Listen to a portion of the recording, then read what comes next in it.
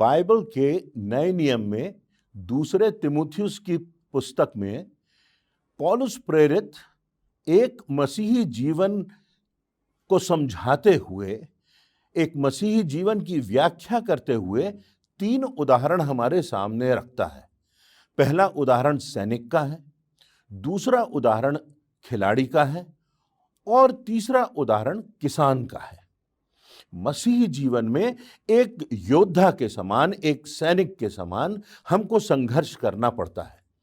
जिस संसार में हम रहते हैं वहां अंधकार की शक्तियां हैं, शैतान की शक्तियां हैं, सब प्रकार के दबाव हैं, समझौते हैं, नकारात्मक लोग हैं, कठिन परिस्थितियां हैं और इसलिए इन सब बातों से हमें संघर्ष करना होता है और एक सैनिक के समान हमें इन चुनौतियों को स्वीकार करते हुए आगे बढ़ना होता है। तो एक सैनिक का उदाहरण है, एक खिलाड़ी का उदाहरण है कि खिलाड़ी को किस प्रकार अनुशासित रहते हुए, निरंतर व्यायाम करते हुए, अपने दक्षता को और निखारते हुए आगे बढ़ते जाना होता है। फिर वो उदाहरण देता है किसान का, कृषक का, गृहस्थ का, कि किस प्रकार किसान जो है वो बीज बोता है, उसको ठहरना पड़ता है और उसको परिश्रम करना पड़ता है और तब फिर वो जो बीज है वो अंकुरित होता है और बढ़ता है। तो आज हम इस बात पर चर्चा करेंगे कि हमारा जीवन जो मसीही जीवन है वो एक सैनिक के समान है, एक योद्धा के समान है। दूसरा तिमुथियुस उसके दूसरे अध्याय की 3 और 4 आयत में लिखा हुआ है, यीशु मसीह के अच्छे योद्धा की नाई मेरे साथ दुख उठा। जब कोई योद्धा लड़ाई पर जाता है तो इसलिए कि अपने भर्ती करने वाले को प्रसन्न करे। हम जिसके हैं, जिसकी फौज में हम हैं, जो हमारा मालिक है, जो हमारा स्वामी है, जिसने हमें भेजा है, हम उसको प्रसन्न करें। उसी प्रकार नए नियम में पहला पत्रस उसका 5वां अध्याय और उसकी 8वीं आयत में युद्ध से संबंधित बात लिखी हुई है और लिखा हुआ है, सचेत रहो और जागृत रहो क्योंकि तुम्हारा विरोधी शैतान गरजने वाले सिंह की नाई इस खोज में रहता है कि किसको फाड़ खाए। शैतान खोज में रहता है कि किसका विनाश कर दे और इसलिए सतर्क रहो, जागते रहो, जागृत रहो क्योंकि तुम्हारा विरोधी तुमको नाश करने की खोज में लगा हुआ है। तो कई बार हम इस बात पर विचार नहीं करते कि हमारा जीवन एक सैनिक के समान होता है, एक योद्धा के समान होता है और यह योद्धा होता है जो नकारात्मक परिस्थितियों में शैतान की शक्तियों से संघर्ष करते हुए आगे बढ़ता जाता है। इफिसियों की पुस्तक उसके 6वें अध्याय की 10वीं आयत से 12वीं आयतों में लिखा है, प्रभु में और उसकी शक्ति में बलवंत बनो, परमेश्वर के सारे हथियार बांध लो कि तुम शैतान की युक्तियों के सामने खड़े रहो क्योंकि हमारा यह मल्ल युद्ध लहू और मांस से नहीं परंतु प्रधानों से और अधिकारियों से और इस संसार के अंधकार के हाकिमों से और उस दुष्टता की आत्मिक सेनाओं से है जो आकाश में है। शैतान की सेनाओं से हमारा युद्ध है। सब प्रकार की शक्तियां शैतान की हमारे विरोध में लगी हुई हैं और इसलिए प्रभु की शक्ति में बलवंत बनो। अक्सर जब हम मसीह जीवन की कल्पना करते हैं, मसीह जीवन का उदाहरण प्रस्तुत करते हैं तो हमारे सामने बहुत से आयाम आते हैं। एक दास के समान, कहीं किसान के समान, कहीं एक ऐसे बेटे के समान जो अपना सब कुछ लुटा करके वापस लौटता है रोते हुए, गिड़गिड़ाते हुए, दयालु सामरी के समान जो दूसरे की, एक अनजान व्यक्ति की मदद करने के लिए अपना सब कुछ लगा देता है। प्रभु यीशु मसीह का उदाहरण देते हुए हम एक दूसरे को क्षमा करते हैं। पैर धोने का उदाहरण प्रभु यीशु मसीह ने रखा है। परंतु हम एक सैनिक के समान, एक योद्धा के समान नहीं सोचते अपने आप को, पर वास्तव में इस संसार में रहते हुए हर दिन हम एक संग्राम में हैं। हमारे जीवन में हमें संघर्ष करते हुए आगे बढ़ना पड़ता है, चाहे वो बीमारियां हो, चाहे वो जीवन के खतरे हो, चाहे वो संसार के आकर्षण हो, चाहे वो शैतान की युक्तियां हो, शक्तियां हो, जो हमको गरजने वाले सिंह की नाई फाड़ खाने को तैयार है। और इसीलिए बाइबल में सेनाओं का यहोवा, ये जो रेफरेंस है, लगभग 200 बार आया है कि हमारा जो परमेश्वर है वो सेनाओं का परमेश्वर है, वो सेनाओं का यहोवा है और हमारा अगुआ है, हमारा सेनापति है और हम उसके सैनिक हैं। नीति वचन उसके 24वें अध्याय की 10वीं आयत में एक बहुत प्रमुख बात लिखी हुई है। लिखा हुआ है, यदि तू विपत्ति के समय अपना साहस छोड़ दे तो तेरी शक्ति बहुत कम है। इस संसार में अंधेरे के हाकिम हैं, इस संसार में शैतान की सेना है, इस संसार के परे लिखा है दुष्ट की सेना जो आकाश में है। और इसीलिए पहला तिमुथियुस उसके 6वें अध्याय की 12वीं आयत में पौलुस प्रेरित कहता है, विश्वास की अच्छी कुश्ती लड़ और अनंत जीवन को धर ले जिसके लिए तू बुलाया गया है। इस संसार में विश्वास के साथ तू दृढ़ता से आगे बढ़ता जा, एक सैनिक के समान तू युद्ध में मानो बढ़ रहा है। अच्छी कुश्ती लड़ और अनंत जीवन को प्राप्त कर ले, क्योंकि परमेश्वर ने हमें बनाया है मात्र इसलिए नहीं कि हम इस संसार में आए, रहें और मृत्यु को प्राप्त हो जाए और सब कुछ समाप्त हो जाए, परंतु परमेश्वर ने हमको आत्मा दिया है और इसलिए हमारी जीवन का उद्धार हो, हमारी आत्मा का उद्धार हो, अनंत जीवन के हम भागी हों।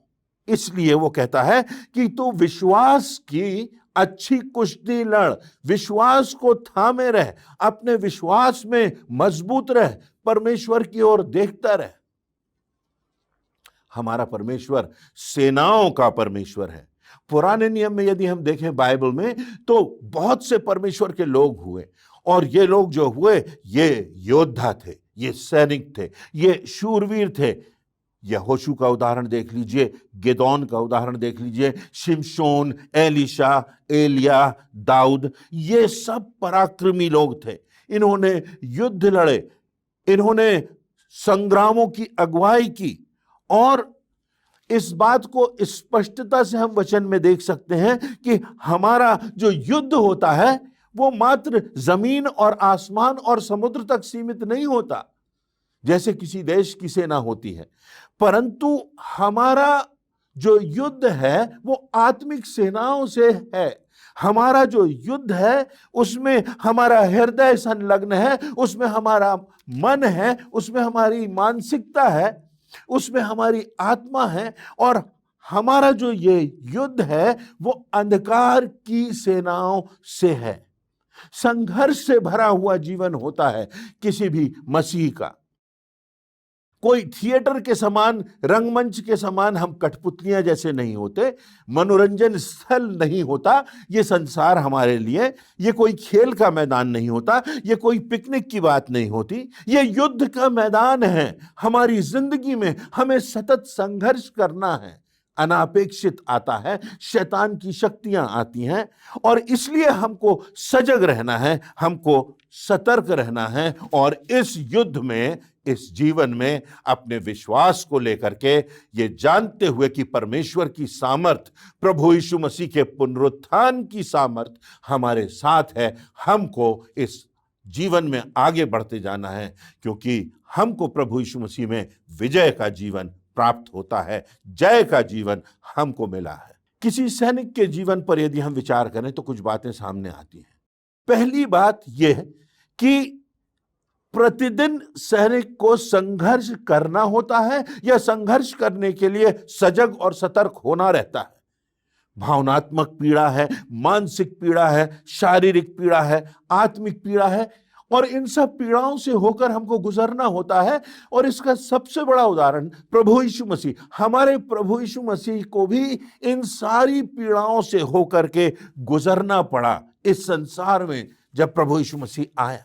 तो इसलिए जब हमारे प्रभु के साथ, जब परमेश्वर के पुत्र के साथ, जो निर्दोष निष्कलंक परमेश्वरत्व जिसमें समाया हुआ था, उसके साथ जब ये सारी परिस्थितियां आई और इन सारी पीड़ाओं से वो गुजरा, तो फिर हम तो इंसान हैं, हम तो उसके चेले हैं, हम तो उसके शिष्य हैं, हमें तो इनसे गुजरना ही पड़ेगा। और इसलिए हमको हर दिन इन परिस्थितियों से गुजरना होता है और कई बार अकेले हमको इन परिस्थितियों से जूझना होता है। एक मसीही को अकेले खड़े होना पड़ता है, और अकेले खड़े होने की सामर्थ भीषण तूफानों में अकेले, मानसिक प्रताड़ना में अकेले, कई बार हमारा जीवन साथी भी हमारी पीड़ा को नहीं समझ पाता, कई बार हमारे अपने लोग, अपने परिवार के लोग, हमारे मित्र हमारे दर्द को, हमारी व्यथा को नहीं समझते। हमको अकेले बहुत से दुखों से गुजरना होता है। दाऊद के जीवन में हम देखें तो हम देखते हैं कि सारे इस्राएलियों और पलिश्तियों के सामने वो अकेला खड़ा रहा। वो जानता था परमेश्वर उसके साथ है। एलिय्याह को यदि हम देखें तो 450 बाल देवता के उपासकों के सामने वो अकेला खड़ा रहा, क्योंकि वो जानता था कि परमेश्वर उसके साथ है।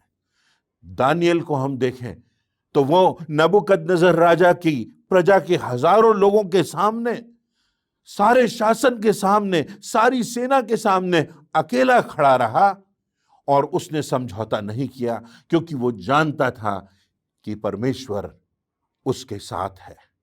सद्रक मेशक अबेदनगो को आग के भट्ठे में डाल दिया गया और वे खड़े रहे और वे बचाए गए, और एक अद्भुत आश्चर्य कर्म हुआ जिससे सारे देश में परमेश्वर की महिमा हुई। उन्होंने उस आग में से होकर के गुजरने का निर्णय किया बनिस्बत शासक के गलत आदेश को मानने से, समझौता करने से। क्यों? क्योंकि वो जानते थे कि परमेश्वर उनके साथ है। वो अकेले उस स्थान पर खड़े रहे और परमेश्वर की महान गवाही हुई। एस्तर के विषय में हम पाते हैं कि राजा क्षयर्स के सामने वो अकेली खड़ी रही, जानते हुए भी कि वो नाश हो सकती है। अपने लोगों को बचाने के लिए, अपनी प्रजा के लोगों को बचाने के लिए वो अकेली राजा के सामने जाती है और वो कहती है, मैं जाऊंगी और जो सच बात है उसको सामने रखूंगी। मैं नाश हुई तो हुई। एक सैनिक को युद्ध करना पड़ता है, हर दिन समस्याओं से, कठिनाइयों से, संघर्षों से गुजरना पड़ता है, और बहुत से उदाहरण देखने को मिलते हैं। परंतु फिर हमें सबसे बड़ा उदाहरण प्रभु यीशु मसीह का देखने को मिलता है, जो स्वयं परमेश्वर है, जिसमें स्वयं परमेश्वरत्व है। वो अकेला खड़ा है, कभी महायाजक के सामने, कभी किसी न्यायी के सामने, कभी किसी धार्मिक अगुवे के सामने।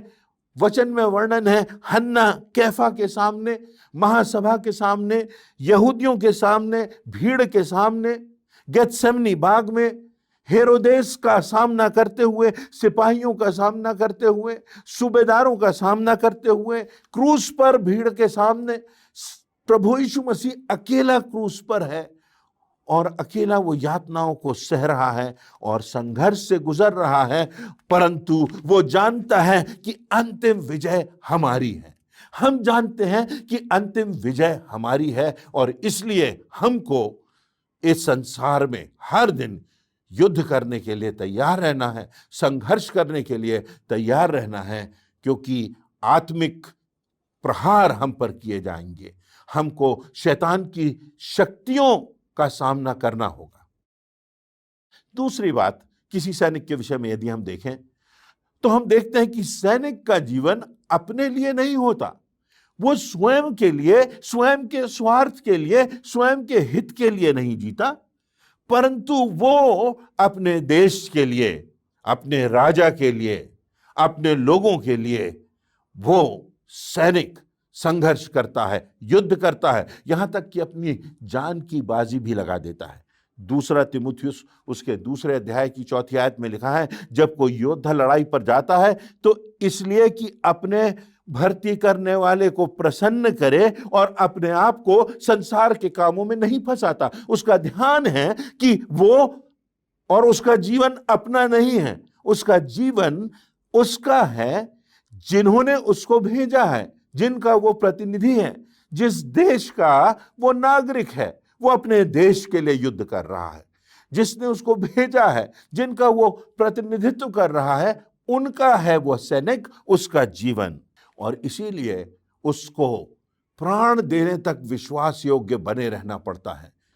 हम उनकी शहादत को स्मरण करते हैं, उन सैनिकों की, कैसे वो शहीद हुए। दूसरा कुरिन्थियों के 5वें अध्याय की 9वीं आयत में लिखा हुआ है, इस कारण हमारे मन की उमंग यह है कि चाहे साथ रहें चाहे अलग रहें, हम उसको भाते रहें। पौलुस कहता है कि मेरे लिए जीना मसीह है और मर जाना लाभ है, क्योंकि वो सामर्थ हमारे पास है, वो निश्चितता हमारे पास है, वो विश्वास हमारे पास है कि हम जिए या हम मरे, हम मसीह में हैं, हम मसीह के हैं। हमें प्राण भी देना पड़े तो हम एक बेहतर संसार में, एक बेहतर देह में, एक बेहतर राज्य में प्रवेश करेंगे, जो स्वर्ग का राज्य है, जो परमेश्वर का राज्य है, और ये परमेश्वर की प्रतिज्ञा है।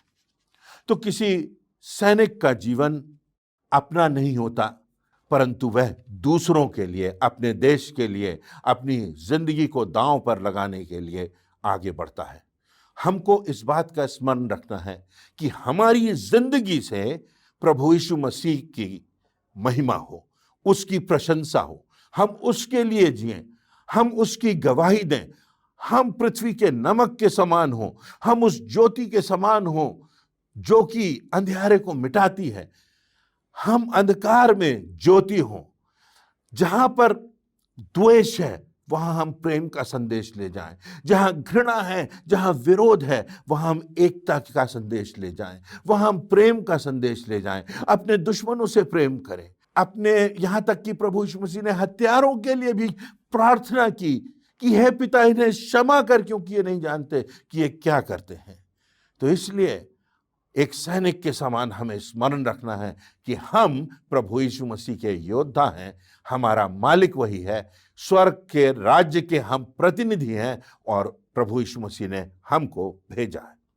तीसरी बात सैनिक के विषय में, सैनिक का उद्देश्य होता है कि वह निरंतर आगे बढ़ता जाए। मात्र तंबू में रहना नहीं होता कि तंबू में वो रह जाए, एक ठिकाना होता है कभी जहां ठहरना पड़ता है, परंतु उसको निरंतर आगे बढ़ते जाना होता है। कोई पानी का जहाज है, वो बड़ा खूबसूरती से बनाया जाता है, बहुत अच्छी उसकी डिजाइन होती है, बहुत से इंजीनियर्स उसको बनाते हैं, उसमें बहुत बारीकियों से सब चीजें, सारी जो तकनीकी होती है उसका समावेश होता है। परंतु वो जहाज, पानी का जहाज इसलिए नहीं रहता कि वो किनारे पर खड़ा रहे, अपने हार्बर में रहे, पर उसका उद्देश्य होता है कि वो जाए, आगे बढ़े, समुद्र की गहराइयों में जाए, समुद्र के तूफानों का सामना करे, विषमताओं से गुजरे, आंधी तूफानों से गुजरे, समुद्र के भीषण तूफानों से, लहरों से गुजरते हुए उनका मुकाबला करे। और इसी प्रकार सैनिक का उद्देश्य होता है कि वह आगे बढ़ता जाए, आगे बढ़ता जाए। निर्गमन की पुस्तक उसके 14वें अध्याय की 13वीं और 14वीं आयत, मूसा है जो कि एक बड़े स्वतंत्रता संग्राम की अगुवाई कर रहा है, जिसने मिस्रियों की बंधुआई से इस्राएलियों को मुक्त कराया था। वो कहता है अपने लोगों से, मत डरो, तुम वो उद्धार के काम को देखो जो आज यहोवा करेगा, क्योंकि जिन मिस्रियों को तुम आज देखते हो उनको ना देखोगे, यहोवा आप ही तुम्हारे लिए लड़ेगा, परमेश्वर तुम्हारे लिए लड़ेगा। इसलिए आगे बढ़ते जाओ, आगे बढ़ते जाओ, आगे बढ़ते जाओ। मेरा एक बहुत प्रिय उदाहरण है, एक विश्व युद्ध में जब सेना की एक टुकड़ी बर्फीले तूफान में अंधेरे में खो गई, तो जो जनरल पैटर्न थे उन्होंने कहा अपने सैनिकों से कि अंधकार है और तूफान तेज होता जा रहा है, बर्फ गिर रही है, परंतु बढ़ते चलो, बढ़ते चलो, बढ़ते चलो। अगर रुक गए तो तुम्हारी धमनियों में, तुम्हारे शरीरों में तुम्हारा रक्त जम जाएगा और तुम मृत्यु को प्राप्त होगे। बढ़ते चलो, बढ़ते चलो। और अंत हम पाते हैं कि वो जो सेना की टुकड़ी है वो विजय के पथ पर आगे बढ़ती जाती है। हमारी जिंदगी में आगे बढ़ते जाना होता है। बहुत से मुकाम आते हैं जहां हमको लगता है कि हमको ठहर जाना है। बहुत से समय आते हैं जहां हमारा दिल टूट जाता है। बहुत से समय आते हैं जहां हमें कोई उत्तर नहीं मिलता। बहुत से समय आते हैं जब हमें मानसिक पीड़ा होती है। बहुत से समय आते हैं जब हमारे प्रियों की आकस्मिक मृत्यु हो जाती है।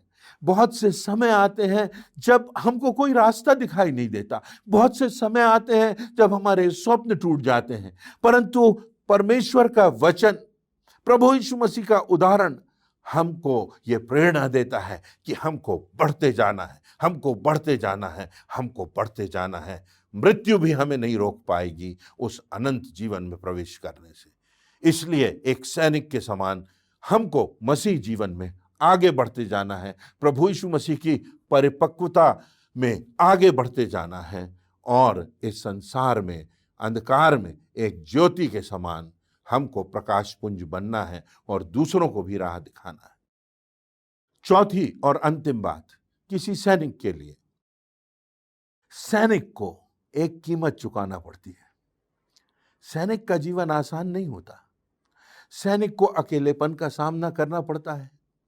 सैनिक को बहुत से भय भी हो सकते हैं।